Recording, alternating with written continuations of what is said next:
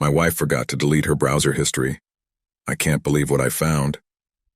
4:34 p.m. How to stop husband from cheating. I had only clicked on the history tab to delete the last thing I'd searched for when I noticed the entry. Hurriedly, I finished zipping up my fly and stared at it in bewilderment. Amy and I had been almost too careful. We had never so much as looked at one another in my wife's presence, let alone done anything that could have raised suspicion. There was no way she could have known what was going on, even if she had looked through my phone. With a heavy heart, I'd forced myself to delete any incriminating photos Amy sent me after I was done with them, and we had a strict call-only policy. Amy was our latest hire, and aside from being great at her job, she excelled in garnering male attention. Everyone loved her. She was strikingly beautiful and uninhibited to the point where her energy felt almost carnal, sending all morals and restraints out the window. I tried to ignore her at first, even finding excuses to go home early. But eventually, her charming giggle got the better of me too.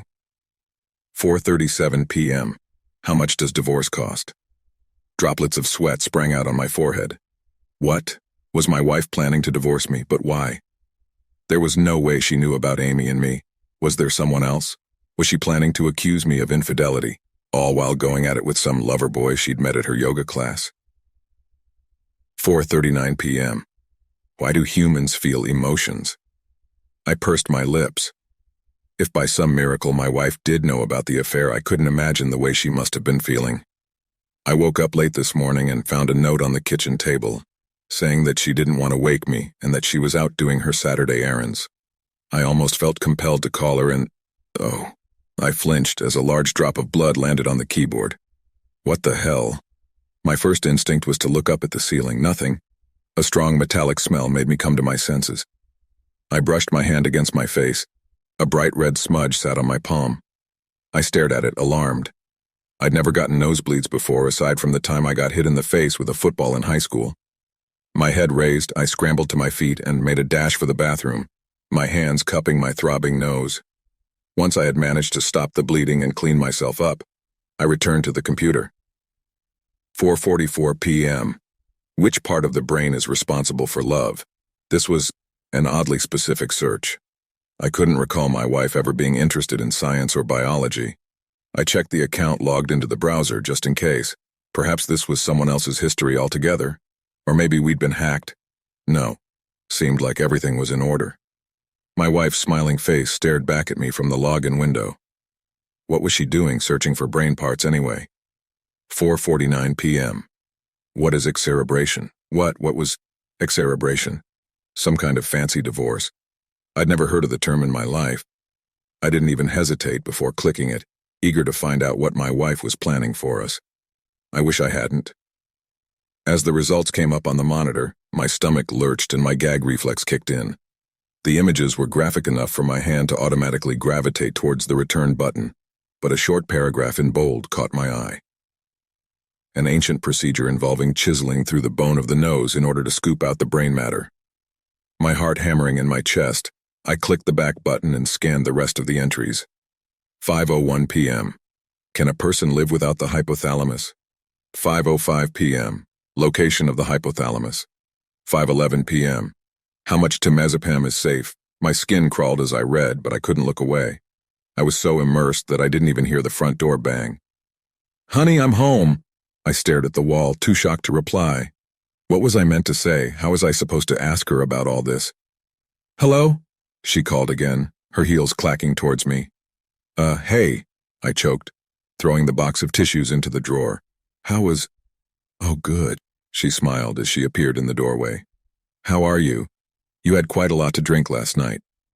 I stammered. I did. She studied me as though she wasn't sure whether I was joking or not. What's all this? I asked, gesturing to the computer screen. She joined me at the desk, frowning at the clammy wood surface. What? I pointed at the browsing history, my index finger shaking visibly in the air. Oh, she flushed, 2 pink spots appearing on her cheeks. Well, you did say we could try it, so I had to do a little research, you know? What? I said we could try what? Oh, she waved her hand dismissively. The X something, you probably know better. My blood ran cold, the excerebration. Karen, what did you do? Karen, but before she could say anything, a splash of blood landed on the carpet. and then another one, and another. Karen watched me, her skin growing pale. What? Suddenly a small fleshy lump escaped my nostril and rolled down the front of my shirt.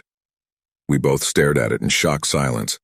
Then my wife screamed, turning on her heel to flee the room, but I caught up to her, pinning her against the wall. Tell me what the fuck you did. She tried to fight me, writhing under my grip, but I held on tight. Blood was streaming into my mouth and down my chin, staining both of our clothes. How can you not remember? She screeched, trying to elbow me in the ribs. Don't you remember what you did? I stared at her panic-stricken face, trying my best to recall any memories from the previous night. No. What did I do?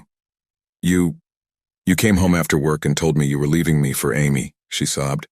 You said you didn't want to love her, but you did. I stood there quietly, mulling it over as more pulp splashed onto my stomach. We need to call you an ambulance, Karen shrieked, trying to pull away. What the fuck is that? Then what happened? I demanded, my heart practically leaping out of my chest. Tell me what you did. What the fuck, John? She screamed. We got drunk, okay? We got really wasted. And then you said you knew of a way to fix this, to fix us. You said there's something called hypothalamus in your brain, and if removed, it would stop you from loving Amy. I felt like I was having an out-of-body experience. What the hell was she saying? Had she actually attempted to remove a part of my brain? And, wait, I whispered, who's Amy? Her expression made me feel foolish for not remembering. I knew that name. Amy. It sounded so familiar, and yet I couldn't, for the life of me, put my finger on it. What the fuck do you mean? She sounded bewildered. Amy, the girl you were cheating on me with for 6 months? I don't. I mouthed, releasing my wife and crumpling to the floor. I don't remember. Karen stared at me, her white blouse resembling a massacre, her mouth pressed into a thin line.